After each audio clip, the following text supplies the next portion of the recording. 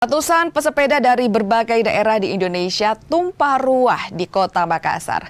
Mereka mengikuti ajang Makassar Urban Gravel 2025, sebuah kegiatan bersepeda lintas wilayah yang menawarkan sensasi petualangan dan keindahan alam di akhir pekan.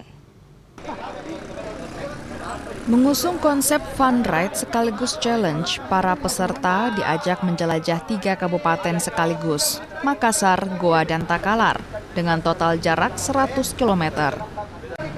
Rute yang dilalui memadukan jalur aspal, jalan tanah, hingga medan berbatu yang menantang adrenalin. Terus rutenya itu dari Makassar melewati perumahan-perumahan karena konsepnya kan urban gravel.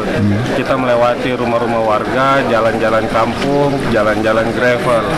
Gitu. Mungkin perkiraan sekitar 70% untuk jalan mulus, road, dan 30% jalan gravel, bebatuan, paving block, dan kerikil.